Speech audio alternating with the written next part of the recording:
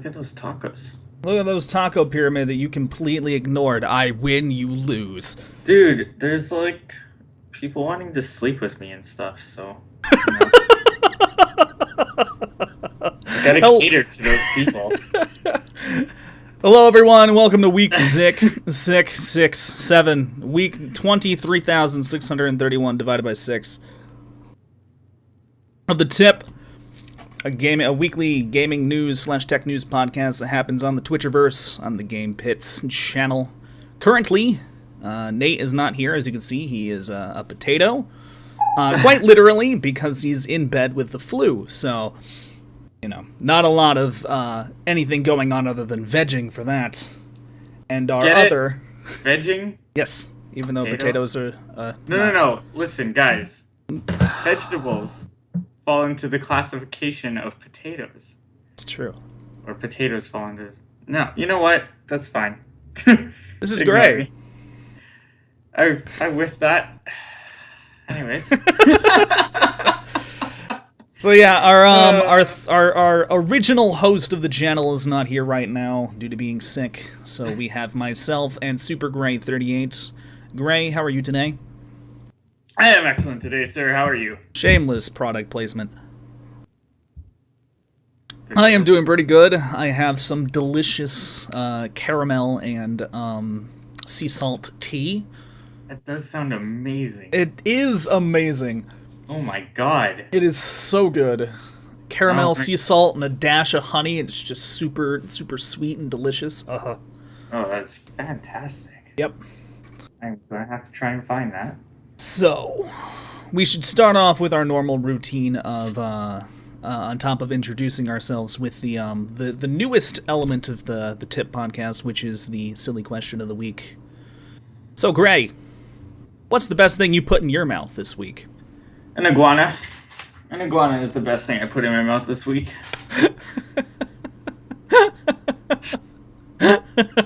Oh, green lizards. No, lizard's another word for a penis. In some country, I don't know which one, but it's gotta be somewhere. In some countries, iguana is definitely slang for penis. I would assume the countries where iguanas are naturally found.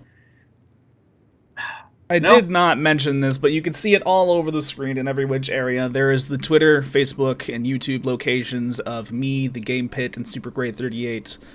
Make sure to check out those areas if you're interested. And if you wish to, it did show up on the cast not that long ago, but if you wish to, you can also tweet out the cast using the hashtag TipCast. If you have any information or questions that we happen to may miss. We will not be directly addressing the chat unless there's something that is very specific that is brought up, until the last portion of the cast, known as the Q&A. So if you have any questions, feel free to either say them or hold on to them, but we won't be really addressing them until the end portion of the stream. Upcoming week's games releases. What is coming out this week? I guarantee I'm gonna know none of them, because the only things I'm interested in is The Witcher 3 and Killing Floor 2. Yeah, that's fine. Since you're a big negative Nancy about like literally every game ever, I'll go through it. Okay. So, Hi, Unorthodox. I directly addressed you just because you told me to. Oh, what a hero. Mm-hmm. Alright, so coming up, Paperbound is going to be released for the PC and PS4. Axiom Verge for the PC and PS4 and Vita. And then we have Ultimate Cell Triple Pack. Oh my god, that's a mouthful. Thief, Hitman Absolution, Deus Ex Human Revolution for the PS3 and 360. So if you haven't played any of those, you'll probably be able to get all three of them for one price. Battlelore Command, PC. Joe's Diner, PC. Oh, you ruined everything. No, yeah, whatever. Still going. Story of Seasons on the 3DS, which I was actually interested in. What is that? If you want to give a brief summary. It's like an unofficial Harvest Moon. I can't remember why, but legally they just couldn't call it Harvest Moon. But I really like the Harvest Moon games, so I'm interested. On April 1st, they're releasing Jacques Roque. On April 2nd, the games Shudder, Finding Teddy 2, Void Expanse, and Black Room Mountain are all being released for the PC. And finally, also for the PC on April 4th, we are getting War of the Overworld. I know about none of those, because none of them are Witcher 3 or Killing Floor 2. I know. I know. If only the world could be more Witcher 3 and Killing Floor 2. You missed stuff like around March 30th, March 31st. I don't see any of that there. Releases this week. March 30th, The Spatials on PC. Groomin', A Monstrous Adventure on PC. Attack of the Labyrinth on PC. A Pixel Story on PC. Dead or Alive 5 Last Round on PC. Wait, what? Dead or Alive on PC? Yeah, that's weird. What? Blood Sports TV on PC. That one sounds interesting. It better involve rugby and not football. If it's like... oh my god, what's that game called? Smash TV? For SNES or whatever? Never heard of it. Never heard of it once. It's like one of those games, what do you call them? Bullet Hells. Yeah, pretty fun game. Oh, okay. Yeah, I know what you're talking about then. March 31st, Neverwinter, coming out on the Xbox One. That's interesting. The Neverwinter MMO. Yeah. Ultimate Action Triple Pack. I'm ruining everything. Hold on. Ultimate Action Triple Pack Just Cause Sleeping Dogs. You already said that. Why is that there? Everything's kind of screwed up right now. Everything is ruined. Thanks, Nate. It's the worst podcast ever because you're not here. Well, also because there's like a whole bunch of games stuck within a topic and game updates are in the... I don't know. It's ruined. It's just... we got it. It's good enough. MLB The Show is the only one that we didn't actually get to mention. And Tukiden Kiwami. Super Japanese. Yeah. I have no idea what that's about. Is for the PS4.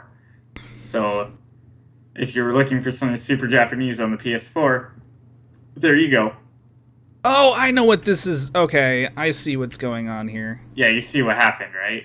Yeah, I don't know how that freaking happened. I have no idea. Alright, so that's actually supposed to be like right here. Except not that part. Well, it's all in the Nintendo portion. That's the... So, yeah, just so everyone is aware, basically just the document got really screwed up, which is why we seem a little confused. Yep. Everything is in the wrong place, is the summary of things. Pretty much everything is wrong. Yep. That's okay. What the hell? Nate's not here. We can fuck everything up if we want. It's true. He's not the boss of us. Game updates.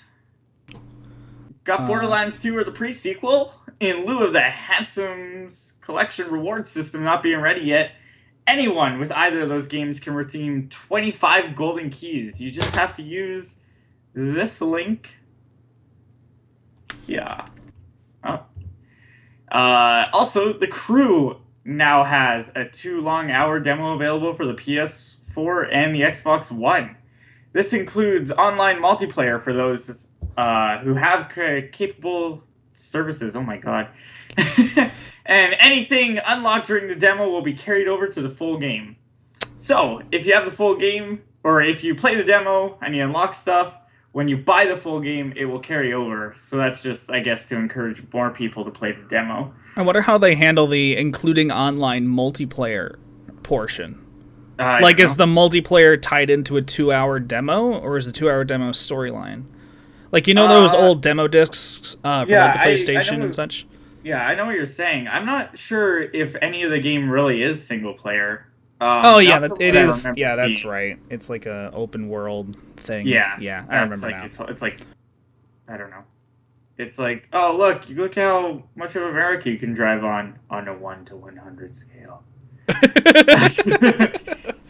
There's this big asterisk behind like drive all of America. Yeah, where Los Angeles is like a 20,000 person city.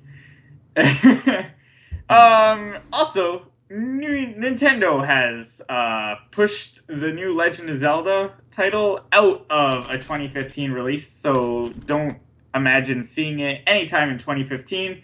And it's because they've basically said, oh, hey, we've had revelations on things we can do in the game, and we're going to develop more. So they've basically just not given it a date and said 2016, and they'll ship it when it's ready. So yeah. No new Legend of Zelda this year, guys. Anyone who is looking forward to that. Which isn't too big of a surprise because we saw that mention from Nintendo a while ago saying that they're working on new hardware, which is still, we don't know what the hell the hardware is, but if it happens to be another console, it would make sense that Nintendo would push that console and then the Zelda game immediately after it. Yeah, I'm definitely interested to see how it ties into the new hardware angle. I'm hoping it's not buy your new hardware. Just because I already own a Wii U and I don't really want to spend more money on a Nintendo console literally 2 years after their brand new line came out. I feel like that's not enough of a long lifespan. I don't think it's going to be anytime soon, but... I don't think so either, but, we can always feel free to be afraid. So, should we... We're going to go to the main stories of the week now, which are from the 23rd of March to the 29th. Do you want to start with the very first topic, or do you kind of just want to handpick them as we go through? No, it's okay. We'll just do them, I suppose, chronologically. Might as well. All right. Sony's Gear VR became available for demo and purchase on Friday the 27th. There's that link in chat. I'm going to go ahead and put that in the other two chats as well, for those of you who happen to be in the other locations. The display. This, I didn't actually read this too much, but I know that it requires a Samsung phone. Mm-hmm. Yeah. Samsung has announced that you'll soon be able to purchase its self-contained head-mounted display at retail. If you're curious about trying to when it's starting on Friday, March 27th, you'll be able to buy it at Best Buy, a number of Best Buy locations. Wow, that is very... Huh. Yeah, that's like an actual consumer product then. Yes. It is kind of crazy. It's funny because we've gotten used to people talking about things like the Oculus Rift and oh, hey, we're coming out with this new virtual reality, but you haven't been able to buy any of it yet. People it's so weird because I'm so used to it. Oh, it says Sony. Good job, Nate. Samsung's Gear VR. Okay, I read directly off of the notepad because I know Sony is working on VR too, right? Yeah. So yeah. I assumed. I can see how the confusion. I assumed it was actually Sony's. Thanks, Nate. It's all your fault. You're sick. Sorry. Let's berate you while you're being sick. I love you, Nate. Yeah. No. Other than the confusion about who's making it, it's really surprising.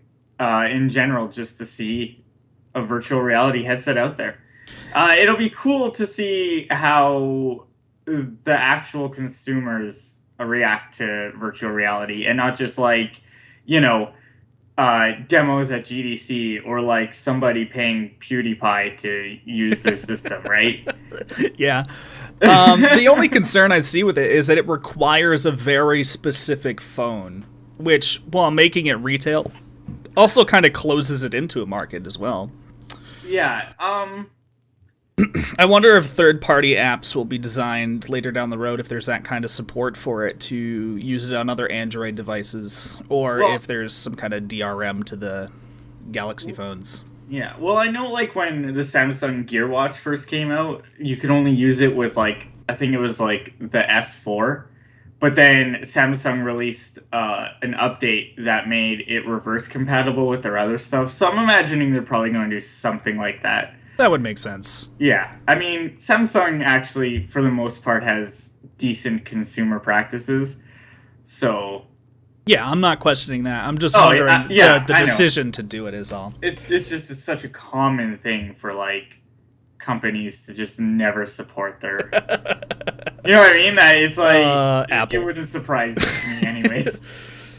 No, I don't know. I'm not really sure if anybody has talked about like games they want to make for it, but I mean the Note 4 is like a fairly powerful piece of hardware, so they should be able to do decent, simple things with it. And for those that are curious, it is running on Oculus technology, so it is technology that's been proven to work very, very well. Still not perfect, but it's tech that's been designed or been worked on for a good amount of time, not just something that Samsung kind of slapped together. Yeah. I mean, at least like Oculus knows what they're doing. Although there is one tech, I can't even remember the name of the company, but is it the Valve Viv you're talking about? Because that's not Oculus, that's someone else. No, yeah, because I just remember there's one group that was working on virtual reality, where it's not a screen in front of your face. It's actually like the light being projected into your eyes the way light naturally hits your eyes. So it creates like a 3D effect.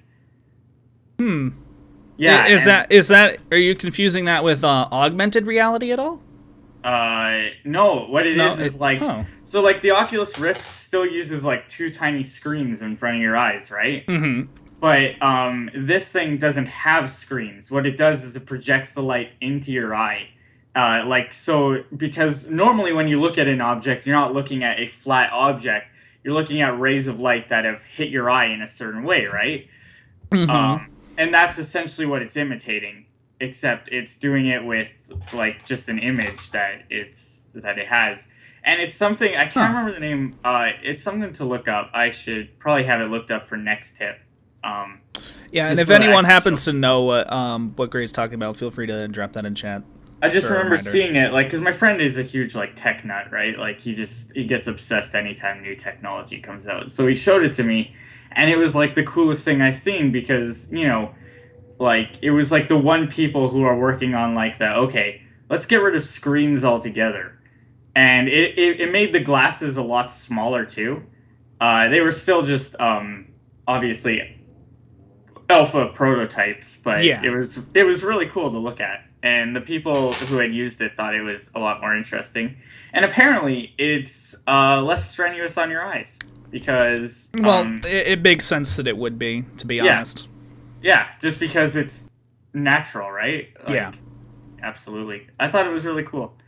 But no, I mean, I'm excited to see virtual reality starting to hit the market, especially because the technology's there. Yep. Virtual reality can be a thing now. Yep. I mean... Yeah, we still have some problems with control, but as far as the visual aspects of virtual reality, there's no reason for it to not be out there anymore. Exactly. I agree completely. Well, I do agree. No, absolutely. Rockstar is looking into a graphics downgrade found in the latest patch of GTA 5. This one I thought was kind of funny. This one I knew you would like because it involves the new consoles.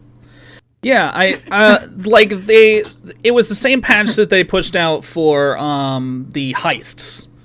Because when the heist patch was released, a lot of the actual heist content didn't work right away. But it was in that same one where there was apparently like a lot of parallax mapping, anisotropic filtering, and like pop-in was just much worse than it had previously been.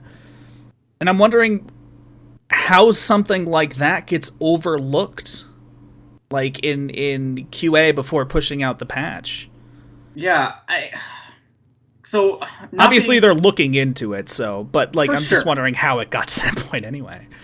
I mean, not being a programmer, I'm not entirely sure how unintentionally you could screw that up. I mean, it seems like a really big issue that, like...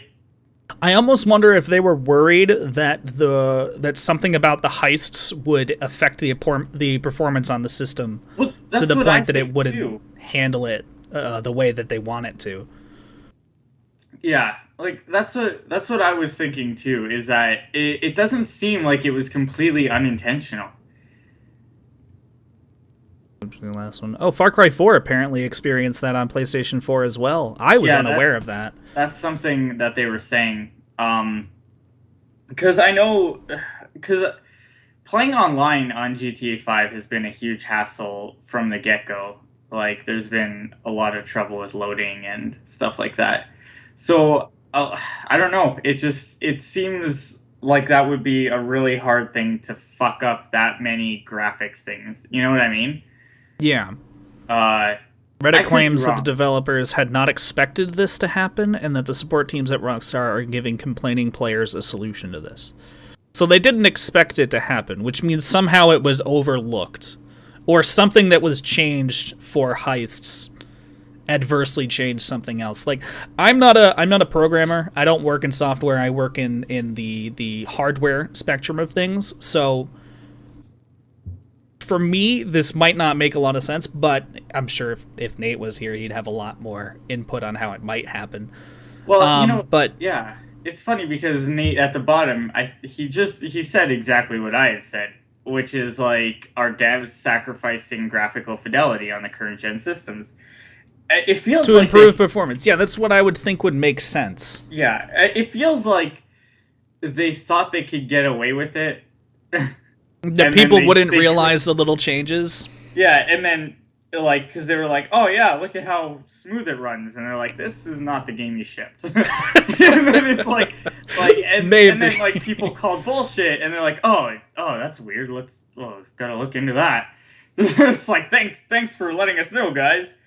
Like, we totally didn't mean for that to happen. Wink, wink. Fucking shifty-eyed is... Well, I mean, we can go back and look at the history of a company like Rockstar, and they've done a lot of dodgy things with their games throughout the game's like time span. And that more often on the PC than on consoles, to be fair, but they have in the past, so it wouldn't be too much of a shocker if they were trying to sneak in a little performance jump by making things look a little worse. This is definitely not a new phenomenon, by any means. Speaking of the Viv, Gray, why don't you cover this next one? Sure. So Viv, or why do you keep calling it the Viv?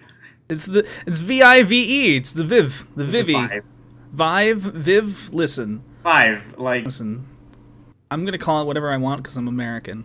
Yeah. It is the potato. See? It's right here. Well, that's actually correct. All right, see? well, It's I guess right Valve here. is giving away the potato dev kits for free to developers. See? I'm right. No, yeah, so, essentially, devs will be able to sign up to a program, and that will allow them to get free Vive dev kits. It won't be clear if that... Right now, if all developers who sign up will get a free dev kit, or if it's just going to be like a limited amount. It's cool because it's definitely like a competition thing, because if you want an Oculus dev kit, it costs around $350 currently. Yeah. So if you want to develop for the Oculus, $350. If you want to develop for Valve, it's free, right? So, I mean... If you're accepted into the program. If you're accepted into the program. Which, I mean, there's, like, obviously, like I just said, we're not sure if anyone can get in, but there'll be limits no matter what. It's just, like, obviously they have to make sure you're an actual developer. And it seems like we also don't know how many people, not just, like, what type of people, but, like, they also say that it's not clear how many developers will actually get a headset. Exactly. So. Yeah, I'm not sure if it's going to be like a Steam box thing, Where they just get like several thousand applications and then they're just like, 100 of them go out into the void. Pretty much. That's what happened with the Steam box a while back. Yeah. Or me. I never win anything. You signed up for it? I definitely signed up for a Steam box. I didn't. Like, why not, right? It was like a free lottery. Yeah, I guess, but I didn't. I didn't think to.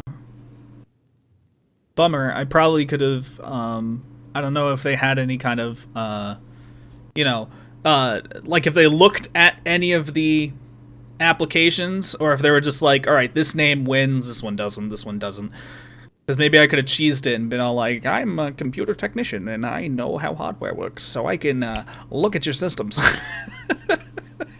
I don't know if like they would be super excited if like someone said, all right, the first thing I'm going to do is gut it. I guess you're right. I guess that's true, yeah. So all the articles are being put in chat if anyone is curious as to what ones we're talking about, just to let you know what those are about if you happen to overlook them. Oh god, sorry about that. YouTube is making another push to attempt a foray. Listen, Nate, you're trying big words for an American, okay? They're trying to push a little further into the live streaming market, places like Twitch and Ustream and such. I haven't looked into this specifically because I don't think YouTube is really going to do anything to overthrow super giants like Twitch and such, just because of how late they are to the game. Especially considering if you look at their delay, which is much worse than Twitch. Yeah, I'm gonna be perfectly honest. I didn't even know how to get onto YouTube Live. Oh yeah, I've tried it once or twice.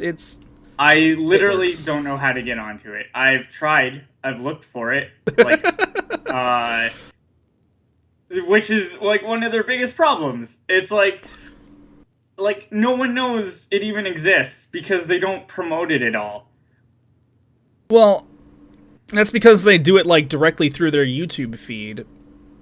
They don't have like a separate website or anything for it. Yeah, it's fucking dumb. Like, I don't think it doesn't necessarily need to be on a second website, but you know how you can click the YouTube logo to go straight back to the homepage? They just had like YouTube Live right beside it. It would be really easy. Yeah, one of the big issues that I think Gray is trying to touch up on is that how do you know what channels are live? Yeah. It's you kind of have to be subbed to the person in the first place to see any notification of a person being live. Yeah, even then, like, it's still dubious at best. Like, I don't even know, is YouTube Live still up? Yeah, I can stream to YouTube right now. Yeah. Crazy. See, that's what I mean. Like, I don't know. It's fucking YouTube, and I don't know anything. Like, it's ridiculous because YouTube's like the biggest site on the internet, and the fact that like most people barely even know their fucking streaming service exists. It's like, what the fuck? You really fucked that one up, man. Yeah. So I mean, if they're gonna relaunch, what they need to do is make it more intuitive. Yeah, make it so people can see who is live and when they're live. Like have kind of like a Twitch interface where like you have just a separate portion of the homepage that's specifically for things like live channels. Yeah. That way people can see who is live rather than having to fucking already know the person to see that they're live. No, absolutely. I mean, like, Twitch isn't perfect, but it is fairly easy to navigate. Yes, it's the best of I guess you could say the best there is with problems. Yeah, definitely. I would say, like I said, definitely not the perfect. But, yeah. I mean, I've never gone, oh, how do I find this thing? You know what I mean? Because usually there's just search bars everywhere. Yeah, there's search bars, and you always have, like, a fucking menu up there. Very easy to go back. Yeah, I don't know. I'm also not sure what kind of like push they're trying to do with the live streaming specifically. I think it's just going to be a general live stream sort of thing, kind of like Ustream. But it's a little known fact that there are two types of people that are huge on YouTube: bloggers and gamers. Yes. So, I mean, if YouTube can kind of push some of their big names like PewDiePie and several other channels that are, tens of 20 million subscribers to really push this platform, maybe they would be a little aggressive, but most of those people already use Twitch. Yeah. I kind of feel like if PewDiePie live streamed, then people would realize they don't like him anymore. I think he does live stream from time to time. Does he? Because I feel like on his videos you only see like about 5% of what actually happens. Yes, and the 3 different microphones that he uses. Jesus Christ. I guess when you're making like $3 million a year and your only equipment is like video equipment, you kind of run out of things to buy. So this next topic is one that you put up on the note, the podcast notes. I played Rust like once, so yeah, I think, no idea. I think regardless of whether you like the game or not, it's still really interesting because it's essentially, guys, Rust has started choosing character features for players and locking them to your Steam ID.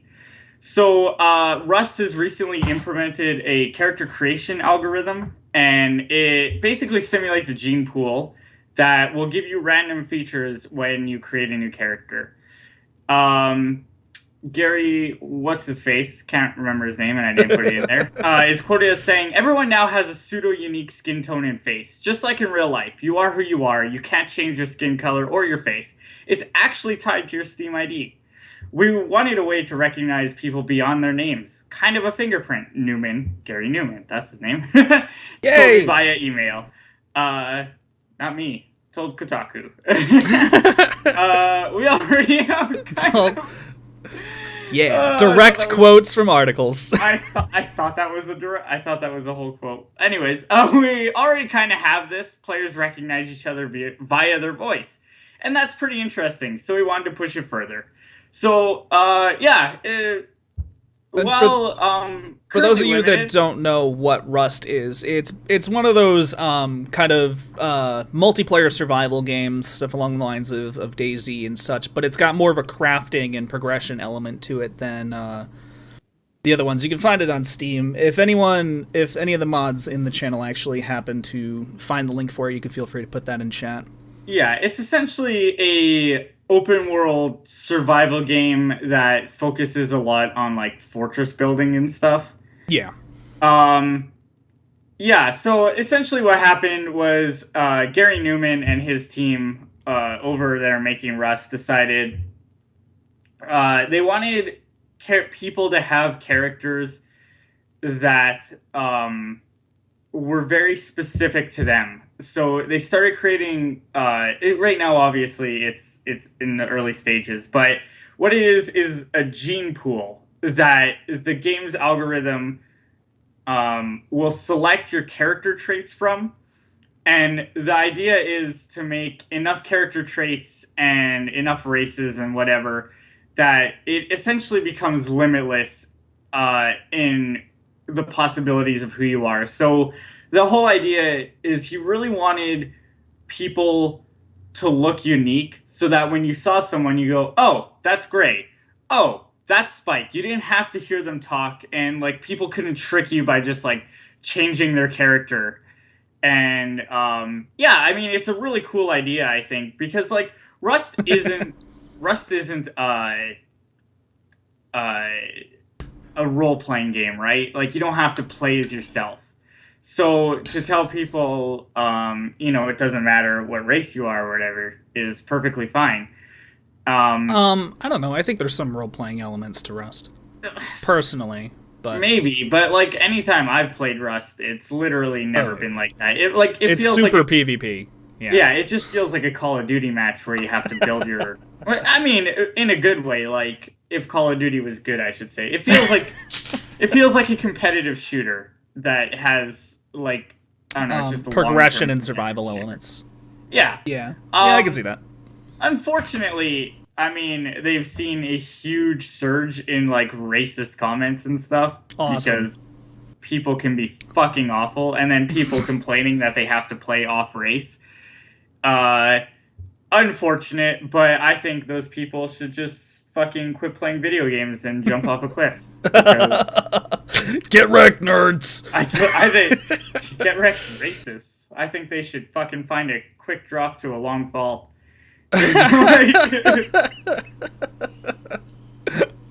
Controversy, unintentionally. Because honestly, I couldn't give a shit if I'm not playing, like, because if I'm playing a game like Dragon Age, I do want to, I do understand how people would want to be like them. Like, I never create a character that's me, because I always just make up somebody, right? Yeah, because it seems more interesting to play someone you're not than play who you are in a fantasy game. Absolutely. And and that's my philosophy. But I know a lot of people like to play as themselves. They like to put themselves into that situation. And that's fine. And so I understand, picking your character traits and like your race and everything, and gender when you're playing one of those fantasy games. But when you're playing Rust, a game where it just doesn't fucking matter, to cry foul that you have to play quote unquote off race is fucking stupid. Yeah. I mean, I agree. They're creating it's a really cool idea that everyone will be completely unique looking. Yeah. I think, I definitely respect that idea. I sometimes play as a sexy woman, Nate. Depends on the game. Depends on what character I want to create. Though I think they probably could have avoided this with a really simple method. You know how, let's use Minecraft as an example, right? How Minecraft has the ability to create your own skins and then upload your own skins, sort of thing. Like, if they had implemented something like that, I think they probably could have avoided this problem where people end up playing what they don't want to look like. Yeah, racism aside, but maybe I just don't like my facial features, but I'm stuck with them, type of thing. Yeah, I mean, that's fair. It's just, I think the thing is they didn't want to have 16 Captain Americas running around. Yeah, I mean, because it defeated the whole purpose. That would be amazing in Rust, though. I think it would be amazing. But I think I get your point. Gary Newman obviously feels differently. That would be hilarious. And it would only be a matter of time before people made walking penis skins as well, so... I'm fine with walking penis skins. Let's face it. Everything is better with cocks in your face. It's true. Also, Rust did...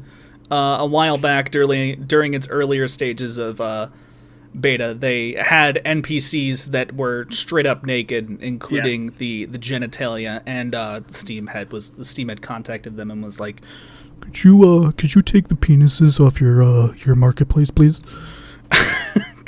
We're like, no. So now everyone has shorts. I think you can take off your shorts though. No. They have everything is censored. Yeah, it just blocks where the penises are. Awesome. That's amazing. Yeah, it looks like an episode of Cops. Fantastic. Microsoft launching a free-to-play Halo title. I have no idea about this at all. Yeah, this is interesting actually though. Well, is it on PC? Yep. Oh. Yeah. Wow.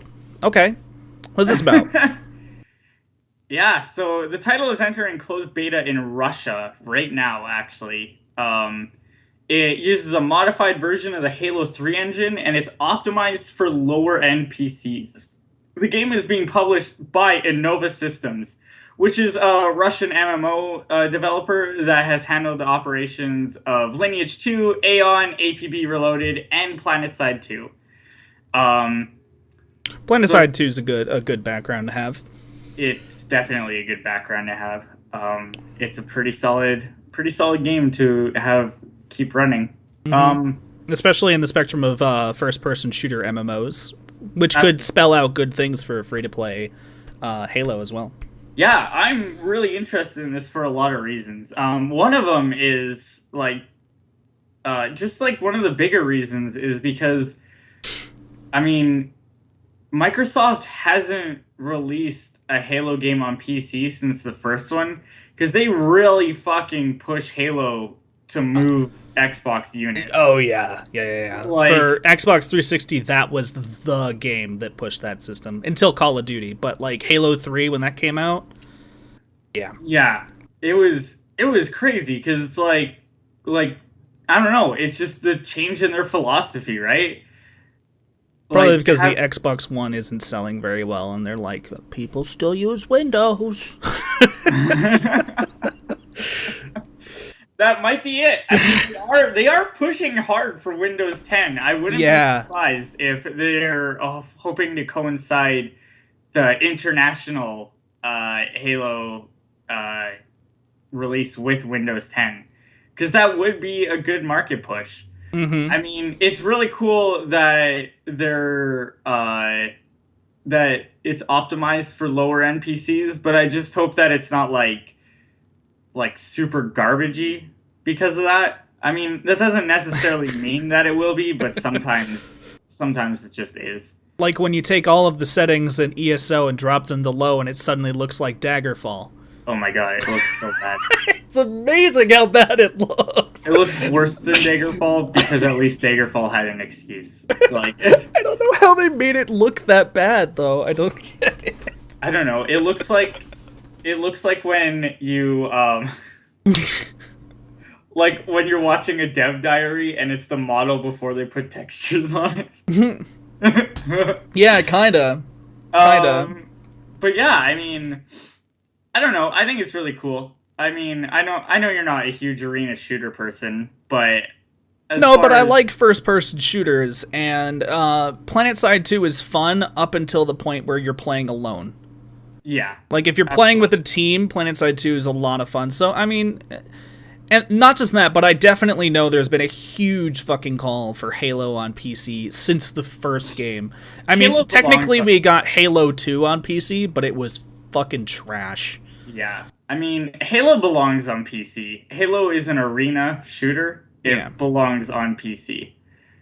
It just, like, the first one felt so much better playing with a mouse and keyboard than it ever did with a controller. It just, I don't know, like, games like COD are okay with controller, but Halo's like a lot, like, very bouncy and very vertical and stuff, and that just plays so much better with a mouse and keyboard. Yeah. Like, I will be playing Halo as a free-to-play title. I'm not really sure. Like, I guess it depends, because they could go the really shitty fucking route when it comes to microtransactions, or they could do, like, because, I mean, Halo weapons are pretty set, so I'm not sure. Like, because being an arena shooter, I'm not sure you could ever make people play or pay for Halo weapons. Yeah. Because, I mean, you have to, power weapon locations and stuff on the map are really important. So I feel like the microtransactions have to go kind of that Counter-Strike route, which is all cosmetic. And in that case, I'm perfectly fine with that. So we'll see when something like that ends up happening. I know if it comes out, like, because right now it's in closed beta, which means there's always the slight possibility that Microsoft just up and says, now we're dropping it. Because it's, you know, it's not a complete game yet, so there's always the risk of that. But if the development stages continue to go through and it comes out as a game, I'll check it out. Oh, absolutely. I mean, I probably won't play it consistently. I'll probably bash on it a little bit if the microtransaction, the business model behind it is poop, but I'll play it. I'll definitely check it out. Yeah, I mean, like I said, I'm definitely looking forward to trying it. Obviously, there's nothing to get very hyped about currently, although I'm sure within the next little while, you'll probably be able to see some Russian streamers playing it. Yeah. But yeah, I mean, I'm excited to look at it. I'm interested in trying it out because I liked Halo 3. I had a lot of fun with Halo 3. I thought it was a fun game.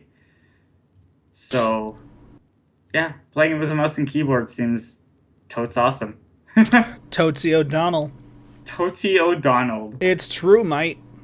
We're only 45 minutes in, and this is the last article of the week. I feel like when we were missing 33% of our people, we rushed through topics. Well, is there anything we wanna float back to that we might have missed? Because I think we covered basically Yeah, these topics everything were that we were going to talk important, about. but they kind of lack substance.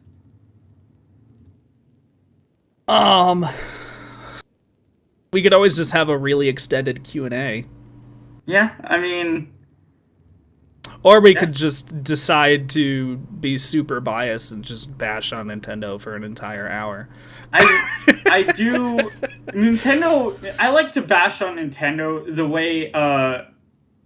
way like a fucking bereaved ex partner does.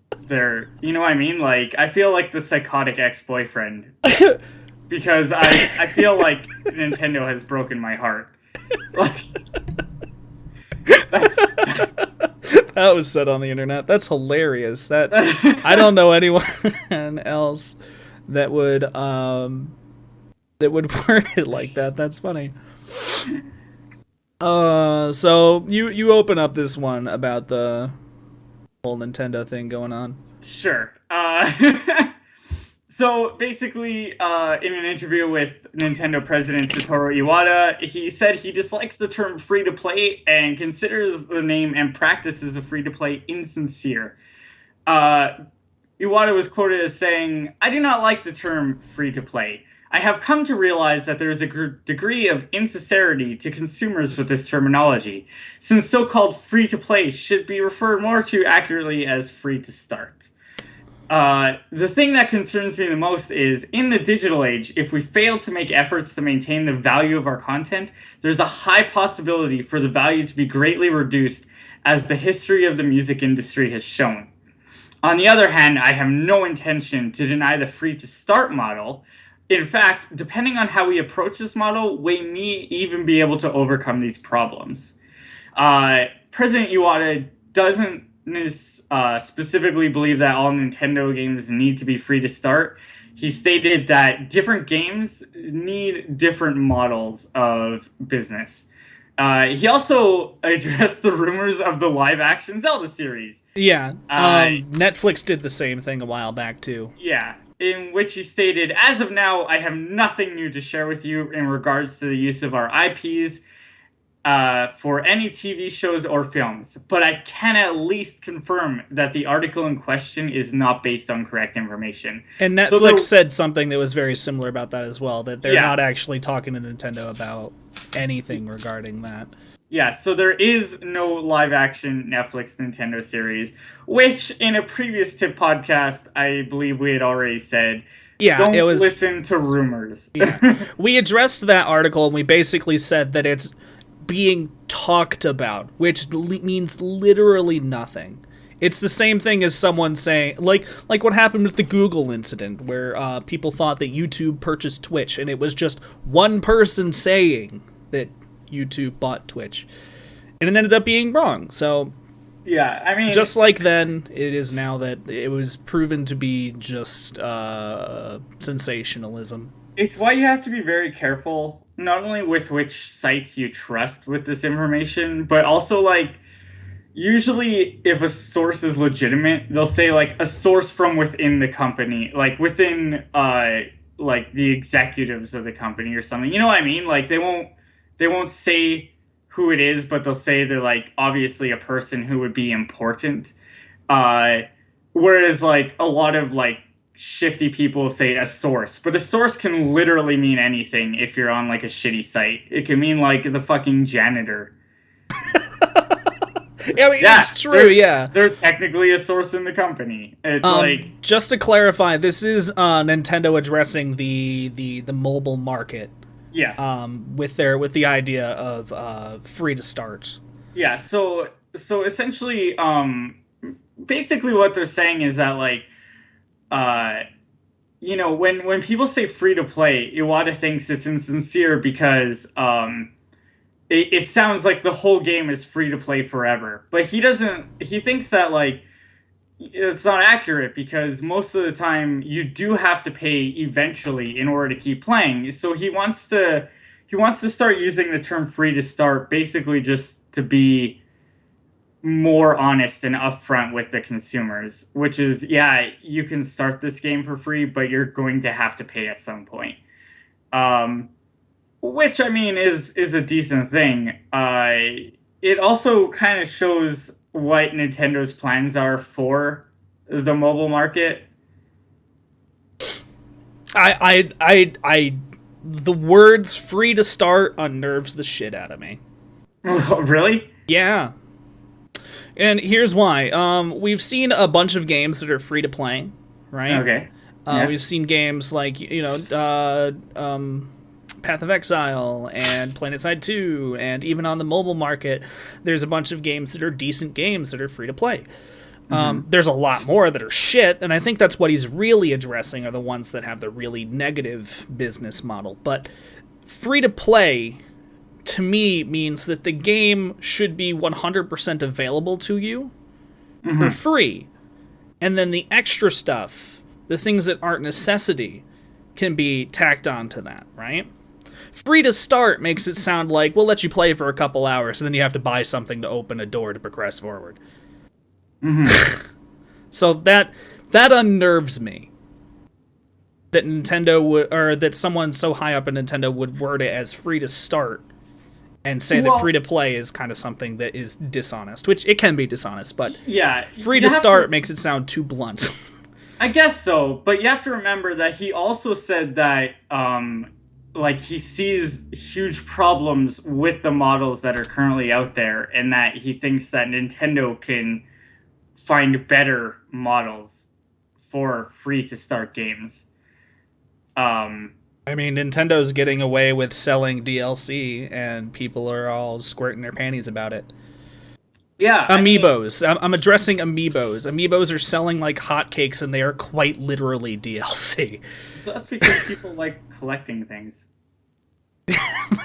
So okay, all right. Every other developer, publisher that's out there, if you want to start selling DLC, sell DLC with something physical so people can like it. I'm sorry. Have you heard of this little thing called Skylanders? I mean, it's kind of. Oh yeah, like, you're right. But it's kind of this tiny little thing that, I mean, it's not tiny at all. It only makes like all of the fucking money. Yeah. I mean, I understand that it works, but it's basically still, DLC, and people are normally up in a tiffy about DLC. And okay, but I've bought Amiibos, and I've literally never used them for anything but to sit on my desk and look pretty. Like, I just personally don't care about what the Amiibos can function as within a game. Although, true story, there's an Amiibo tournament for Smash Bros. Where only, like, your best trained Amiibos can join, and it's, like, just completely the computer. Yep, I've seen that. That's pretty hilarious to me. It's pretty awesome, I thought. It was basically like Pokemon, but Smash Bros. But yeah, back on the topic of Nintendo addressing this free-to-play, free-to-start thing. It unnerves me just because of the whole free-to-start thing. I'm assuming that it's probably some kind of language barrier interfering, and that's not what he's really intending. But I don't know. Especially in something like a digital market like he's specifically addressing mobile, but if something like that were to come out on PC, it would, not very many people would be happy to buy Nintendo games on PC from that point on. Yeah, I feel like it's definitely, he's trying to point out that this is a mobile market thing, because once again, he said that not all games need to be free to start, and not all games need to be like retail games, and that each type of game deserves its own business model. And I think that was a smart thing for them to say, because if they didn't say that, people would be freaking the fuck out. and they would be like, oh my god, Super Mario Galaxy 3 is going to be a free-to-start game. Which would be terrifying. Yeah. It would be a terrifying idea. God, I want to Super Mario Galaxy 3. See, Nintendo broke my heart, and I still want to go back. And him to believe the X.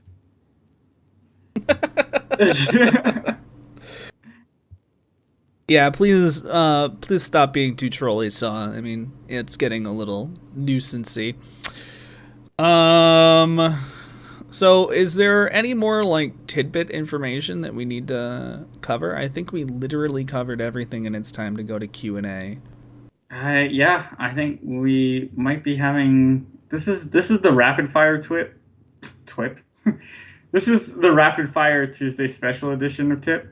It's when the tip goes too quick. Penis references. So if you guys happen to have any questions for me or Gray, feel free to put them in chats. You can try to keep them topic-ish, like things regarding either gaming or the industry, certain developers, or Twitch, what have you. Things along those lines. Let's not, say things like, there was a news story I didn't get a chance to add. What is it about? Tell us. We'll cover it live. Yeah, if you tell us, we'll cover it.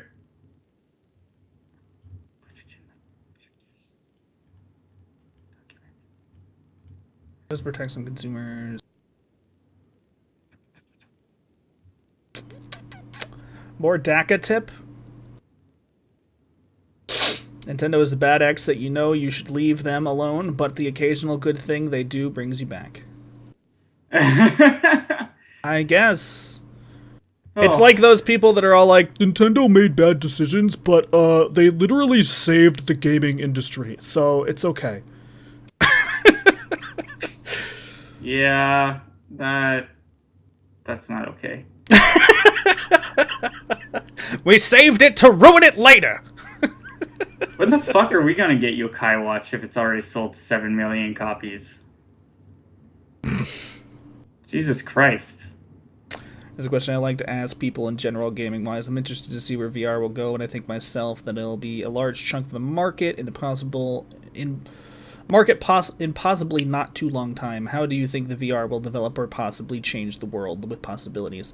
I think VR really isn't something that we're ready for in terms of gaming. Yeah. But there are other traits that are a little more beneficial, and even then I think augmented reality kind of replaces those traits a little more aggressively than things like VR. Yeah, so right now, VR is super cool because there's going to be a lot of cool things you can do with it. Mm-hmm. Gaming is not necessarily what I'm most excited about with VR, and the problem is control. As always, the problem is control. Great, we have headsets, they work really well. How do you move? And it's like, it doesn't matter if I'm using a headset, if I'm using W to move. It's like, somebody has to get control better. There's been some really clumsy attempts like that, pretty much a fucking treadmill. Yeah. But I mean, unfortunately, that's also not great, because if you're playing fucking Skyrim, you're not going to be having a lot of fun after a while, right? Like, not just that, but it's also not cheap. Yeah, like it makes a consumer-oriented product that's trying to be developed to turn into an enthusiast product. It makes a price tag that's $200 suddenly turn into $600. And it's big. It's very big. Like, where the fuck do you put that? Yeah. Like, and it's big, and it doesn't actually like fully solve that problem, because it's like, okay, well, now how do I simulate, like going up a mountain or something, right? Like, I'm still just walking on a flat surface. I mean, which is really going to fuck you up when you have to start walking upstairs in a game. Yeah. I mean, like, have you never tried to walk up a stair that you weren't quite ready to walk up when you're in the dark? Like, that's a clumsy fucking feeling. I mean, dead. Yeah, it's just VR is there. The headsets are there. the controls are not. So I'm excited for like one person I can't remember where, but they were talking about like, yeah, I mean it's cool that Facebook is going to use Oculus Rift because it's like, oh, now you can watch movies in a theater with your friends kind of thing. I'm like, that's kind of an interesting idea. You know what I mean? It's like, you can simulate like hanging out with people or whatever, right? And I mean like, which sounds kind of weird now, but it's going to be something you're just incredibly used to in the future. As for other uses for VR, though, like I said, I think augmented reality covers that type of stuff a little more cleanly. Because VR right now, like we have headsets, yes, but those headsets literally block any kind of visuals that you have outside of the headset. Whereas augmented reality allows you to see and interact with everything, but also gives you the other excess visual elements that you're looking for, like maybe things like a say a monitor in front of you that's just, it doesn't exist, so it's not in the way, it takes up no room, but it's feeding you information like from text documents or a lecture at college or anything like that. That is more useful than a virtual reality like headset would be. Yeah, virtual reality will always be the realm of entertainment and training, whereas augmented reality will actually fulfill some really useful things. Like augmented real. I mean, one of the biggest ones is like like DARPA in America, which, if you guys don't know, is America's Defense Research Institute. And they're like, that's one thing they're pushing billions and billions of dollars into is augmented reality. Because giving soldiers that live combat data will be pretty much essential to being, a better military. And I mean, so you can apply that to civilian life too, in like construction work. Would be so much better if everybody knew where everybody was and what needs to be done. Even just any very team orientated thing. Doctors and whatnot, it would be so good. Like, it would be fantastic for hospitals because you'd be able to do the things you need to do. But if you're getting like paged, well, you can see what's going on. Mrs. Burns is having a heart attack, things like that, right? Yeah. It'll show you like when people's IV drips are going low. Like, augmented reality is pretty much what has to happen for a better society. Yeah, it can benefit hundreds of different environments just by the simple ability to apply that kind of information in peripheral vision without being invasive. Oh, absolutely. It's a fantastic thing. So, the GamePit, Nate had the article in question. Okay. I'll send that to you. That link was dead, so I'll send it to you via this. Okay. Did that reveal any information? No, it didn't. Wow. Excellent. Locks you out for hardware changes? What? Yep. This is interesting, and I think I know why it happens. Publishers are trying to figure out DRM is effectively scaling it back, compatible harmonized bundle of DRM that wasn't explicitly mentioned on its origin page, and not your run-of-the-mill DRM either. This is the kind from 3 years ago that locks you out of changing your video card too many times.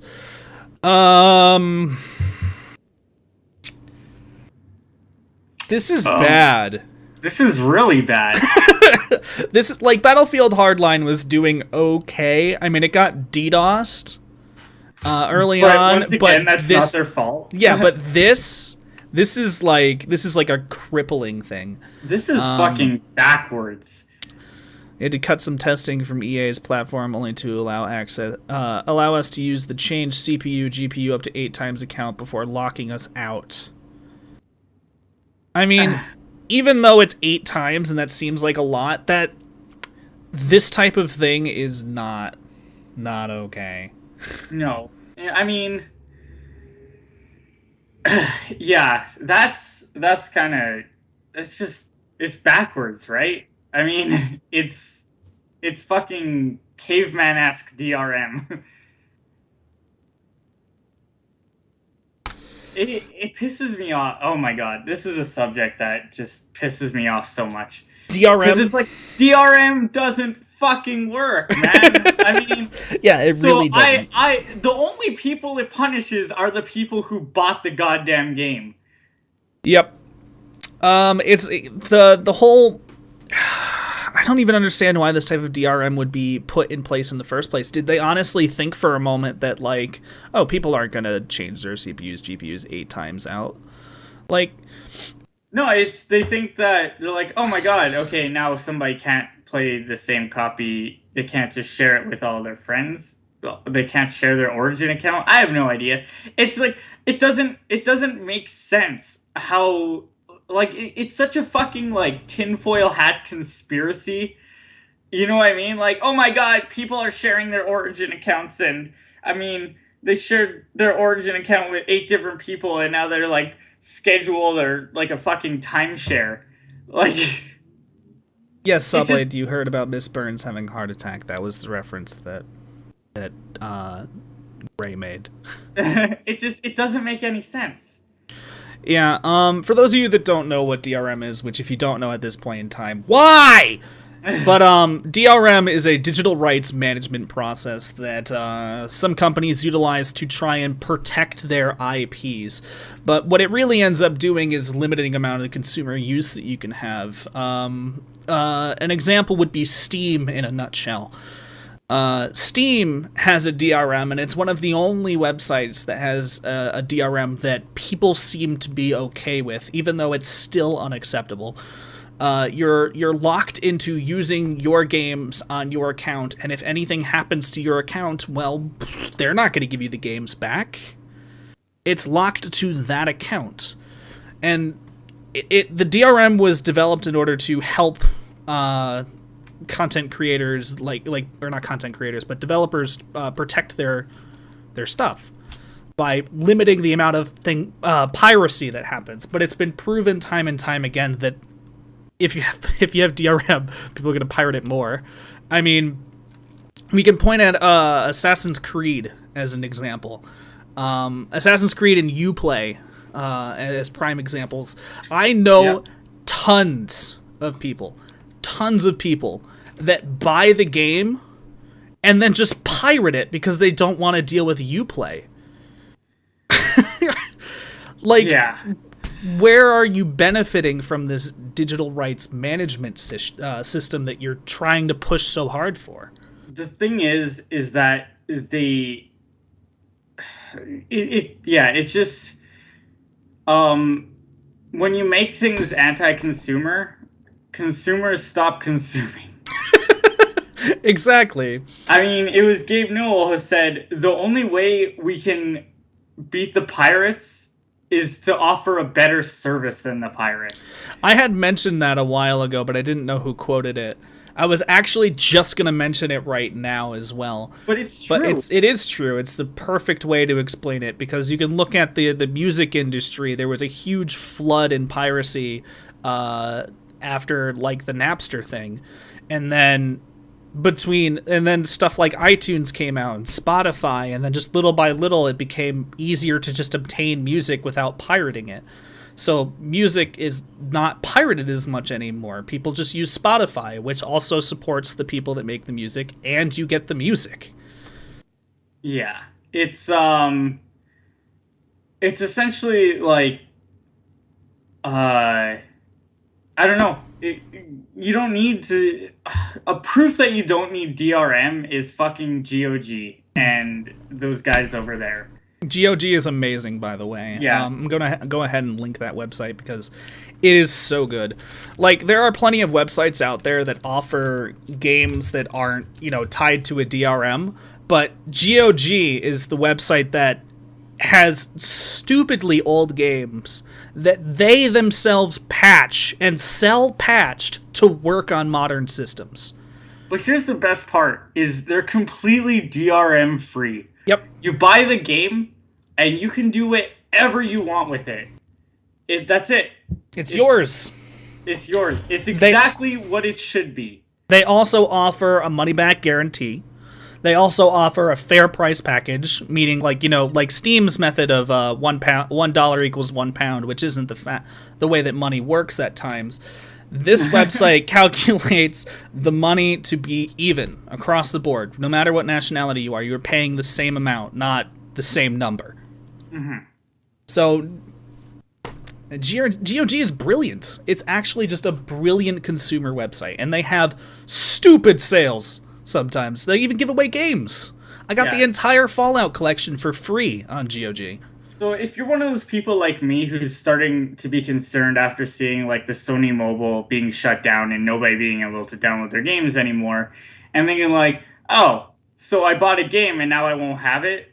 If you buy something from GOG, we have to get sponsored, man. We're just because we're just pouring out GOG so hard right now. No, but honestly, like you can buy the game and burn it onto a CD, and that's fine.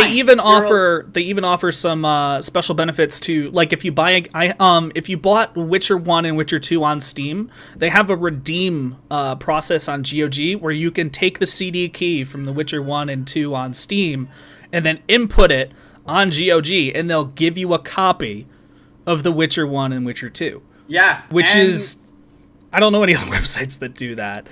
No, it's the most consumer-friendly place you can buy things. If you have the option, you should always pick GOG. Mm-hmm. And now would be a perfect time to get your Witcher copies if you never have. Witcher 3 hype! Well, you're going to get a sick discount on the Witcher 3. It's true. And another tidbit of information on The Witcher 3 is that the CD Projekt Red and GOG are actually working hand-in-hand on that. So if you don't know this, when you buy a game from, let's say Steam or Origin, if you buy a game from one of those and that company doesn't work hand in hand with the people distributing it, the distributor gets a cut of that money. They take a cut of that money before the developer actually sees it. GOG is working hand in hand with CD Projekt, which means that 100% of the profits from The Witcher 3 goes directly to CD Projekt Red. And you get a Steam key.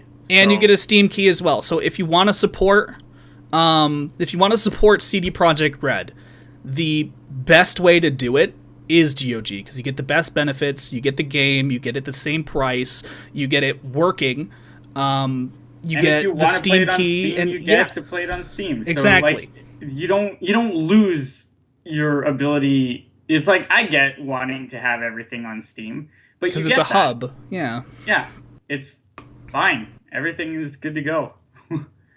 No, The Witcher 3. What if GOG disappeared one day? Won't all my games be gone if I didn't download all of them? Yes, but that's why you can save them.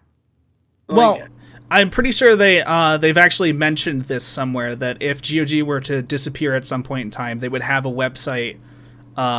They would have not a website, but like a storage sort of website where you can log in with your account, and they would allow you to download all that information.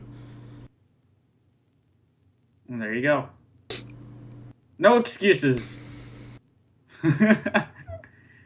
You got me Dungeon Keeper, and King's Quest. Never played King's Quest, but Dungeon Keeper's good. All right, so if anyone else has any other questions for us, if I happen to miss any, I'm going to scroll back through chat and kind of look at it real quick. Augmented reality, glasses. UI2, you can't display a wall and a text and make me read it. How do you convey important information without making my eyes bleed? Subtitles, dialogue, tutorials, etc. Are we talking about... That was VR oriented, right? I believe so. If I if that wrong, then let me know, probable, but I'm pretty sure that was along the lines of like virtual reality and how they display information. If Steam disappears, you don't get anything, Doxy. Exactly. If Steam disappears, that they actually say that in their terms of service, that they're not liable for any of the information that you purchase on their site. So if your account gets terminated, it's gone. Because when you buy a game off of Steam, you're not buying a game, you're buying a license to a game. Exactly. You basically are buying the rights to play it on their service. Yes. When you buy a game off of GOG, you have bought a game, which is why it's DRM free, because you now own a product. Mm-hmm. But if you are nervous about GOG ever going under, I wouldn't be, but if you are, you can just burn the game onto a disc and it'll work the exact same way. Absolutely. And a lot of those games are older games, so you can burn like 50 onto one disc. Just have a terabyte storage drive and just download everything. And again, they give away free games from time to time. And their sales are just as aggressive as Steam's, if not more. Yeah, they're and they feel like a huge niche market. So I mean, yes, Emotocopter. I missed what was going on with Hardline. Is DRM attached to unique computer hardware? Yes. If you swap out your hardware, like your CPU, GPU, X number of times, they'll actually lock your key, so you can't play Battlefield Hardline. In summary, as to what we were just talking about that. Sorry to interrupt like that. I just wanted to address that really quick. Yeah, no, that's fine. But yeah, I mean, GOG feels like this very big niche market. So, I mean, they pretty much have that, like, cornered. Mm-hmm. So you don't really have to worry about them going under, because they'll always be making steady money. That is indeed crappy, Emotocopter. That is indeed crappy. So if no one else has any questions, I think we'll probably end up wrapping up stupidly early. Which is okay, because it's a special Tuesday two-man podcast, so... Yeah. So I'll give it like another 5 or so minutes. If anyone has any questions that they wish to ask, feel free to do so. In the meantime, Spike has a special one-man burlesque show, so...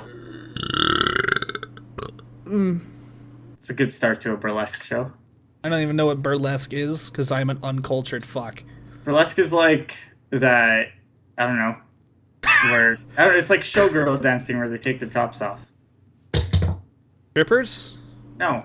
Oh, it's more fancy than strippers? It's more fancy than strippers. Oh. They actually I wouldn't know that. They have some sort of skills. Well, listen, you know... They have to be able to sing, too. Oh. We don't have that in America. You definitely have it in America. We probably had it in the 40s. I can guarantee you have it in America. Are you fluffing with me right now? It's also April Fool's Day over here. Yes, it is. What are your opinions on early access? Depends on the circumstance. I think we've actually answered that many times. I think we had a topic with early access before, but I mean, so I don't hate the idea of early access, but I do hate the way it's usually implemented. Yes. Early access can be great for certain things, like if a game is almost done and the only way to like really hammer out all the bugs is to get mass amounts of people playing it, and you're an independent studio that can't really afford to just throw your game at people, early access is fine. Yep. Because at that point you're really, it's like the best of intentions. But most people, like, the big one right now is fucking Reign of Kings. That's early access. If you've seen somebody play that on Twitch, that game looks like fucking garbage. And how much? They're charging $21.99 for that game, which is probably like $19.99 in America. The fact that a game that looks like that is being released at all, like the gall that they have to allow people to purchase it at that point is like, fuck you, man. I mean, but that's the problem, is that's what most of the titles on early access are. They're not... Yeah. They're not like a really solid foundation and a game that's almost done that just needs a little bit more work. And I mean, I'm not even upset with like the Darkest Dungeon release, because the Darkest Dungeon is basically a complete game that they're going to add 2 levels to. They're going to add... Yeah, it's very, very fleshed out. Yeah. So, compared to something like even Rust. When Rust came out on early access, it was broken. It was really piss poor looking. It was really... Rust should not have come out. Yeah. There are a lot of games that are coming out like that. It's the DayZ flood of survival alphas. But my opinion's very similar to Gray's in that early access can be a good thing if people aren't abusing the process and the success of it, because there are, like, let's take example Stomping Grounds. That game that came out on Steam sold a fuck ton, and then the developer's just like, thanks for the money, and leaves. Towns was another game like that. Towns, they officially canceled any more development.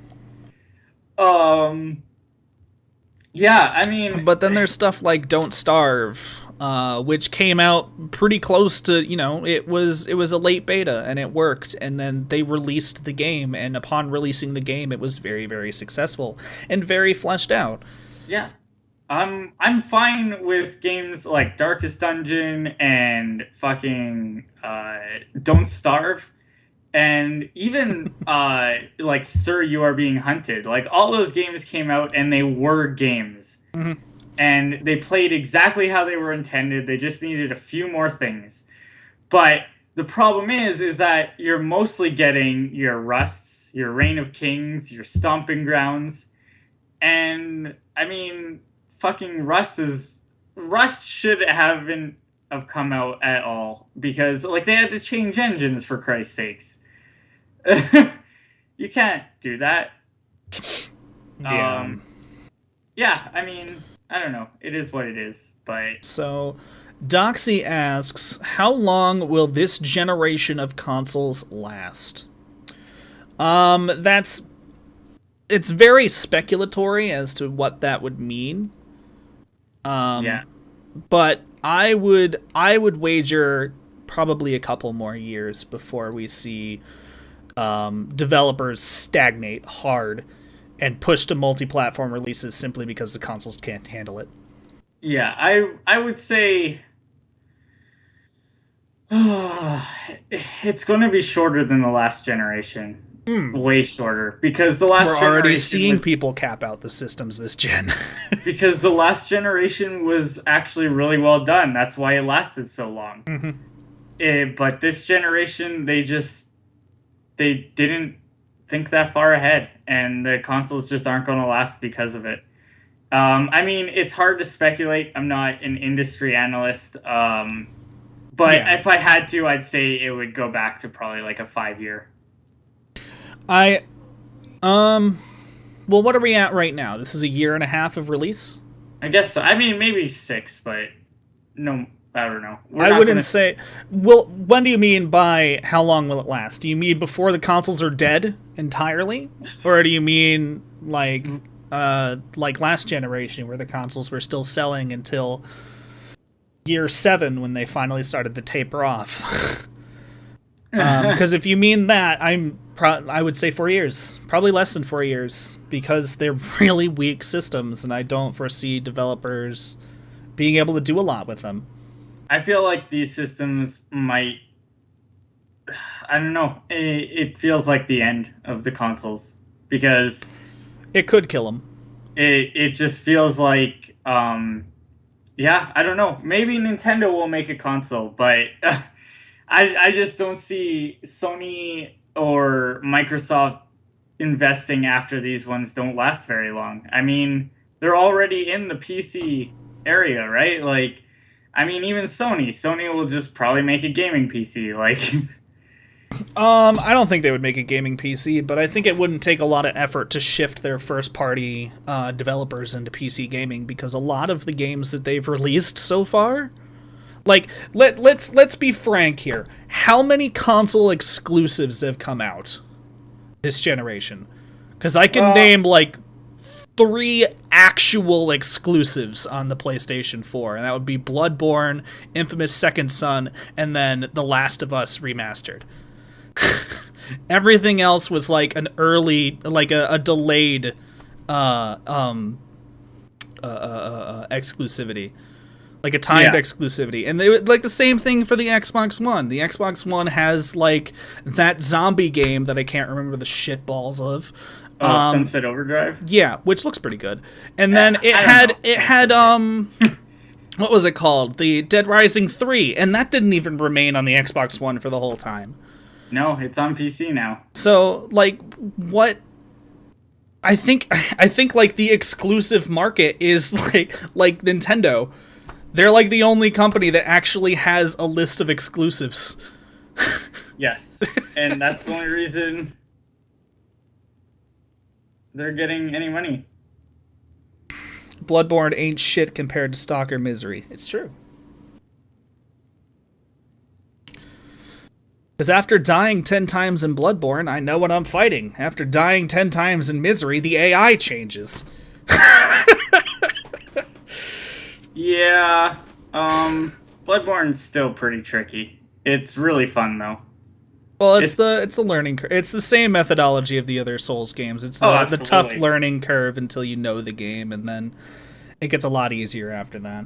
Well, I'm interested to see what happens with New Game Plus. So many games that nobody cares about this gen, console-wise. Do you guys feel some games force co-op into fit a market as opposed to incorporating it in properly as a separate mode or maybe as a design focus from early point?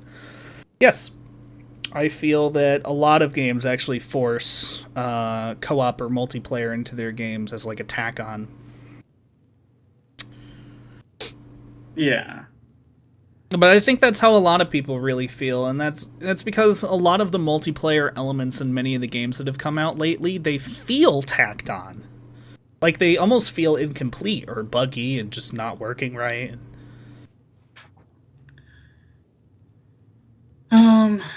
Yeah. I mean, I don't really like, I just don't like how forced multiplayer is in a lot of games currently. Which is so strange, because I used to complain that it's like, where's the couch co-op, right? But but now it's like games that, it's like if you, I don't know, games that just clearly don't need multiplayer and then like forcing it in. Yeah. Instead of just focusing on single player. Yeah. It's actually a topic I bring up a lot when people are all like, don't you think that Bethesda should like make like the next Fallout or Elder Scrolls multiplayer? And it's like, no. No, I don't, because they would put too much time in the multiplayer and the game would be fucking trash. Also, it's just not... Those games just don't lend themselves to multiplayer. I don't know, co-op would work. I don't know, because, like, your co-op partner goes off and, like, fucking ruins the world for you, and then you're like, well... Co-op with a friend, not drop-in co-op. No, but even still, right? It's like... I don't know. I guess so, maybe, but it's... Like, an example would be, I really, really, really enjoyed Far Cry Forest co-op. I thought that co-op was a fuck ton of fun. I would just blow up Megaton on you for funsies. I guess. I mean, like, you make a valid point, but your point still falls along the lines of you're playing with an asshole. I guess so. But I mean, if you're like for example, if it was a person like you and me playing co-op in a game like Fallout 3, right? Mm-hmm. Both of us kind of appreciate the elements that are good in Fallout 3, right? Mm-hmm. So we wouldn't be like, oh, great, look, I'm playing with a person, I'm going to ruin their fun. It'd be more along the lines of, like, a survival open-world RPG experience. Yeah. It would be less engaging as a game that, like, you know, Skyrim and stuff like that is as itself, because the normal positives of those games are along the lines of the environmental design, the immersion, the experience and stuff like that. It would be less of that and more of the sort of fun elements, but yeah, the whole point is that Bethesda should not do multiplayer because they would ruin it. They should let the mod makers do the multiplayer. I think, yeah, it should just, I don't know. It would work, I guess, in that sense, but it's just so unnecessary and better off without it. Exactly. Better that they just... It's unnecessary, yes. I agree with that completely. But I think like a community-made co-op could be fun for some people. Well, it would certainly be interesting. Emotocopter, ESO was not Bethesda. I can't believe how many times I have to explain that to people. ESO was ZeniMax Online, a sister company, a completely different development team from Bethesda. Bethesda's the only thing that Bethesda really did was say, like, these races have to be in the game, and it's our title, Elder Scrolls. And then Also, all of the development was ZeniMax Online. Yeah, also, it's not really their attempt at co-op, it's their attempt at an MMO, and there's, like, a huge difference between the two. Yep.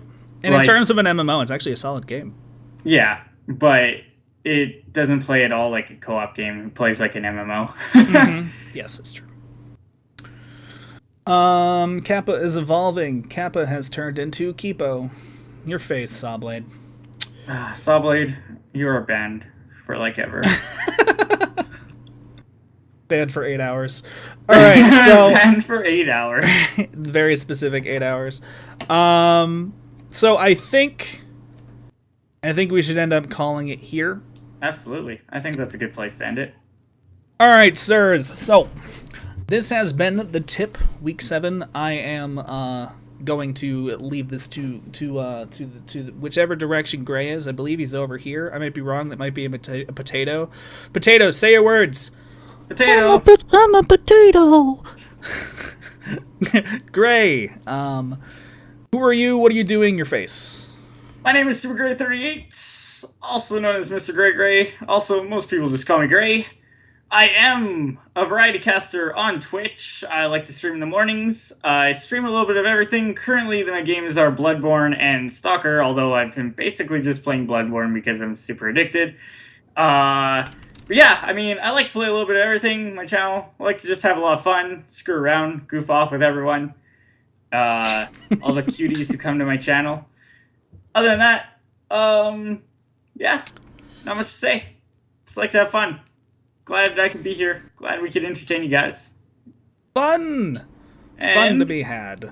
This person's on the bottom from the depths of hell is. I am SpikeSethen, your temporary podcast host because penis.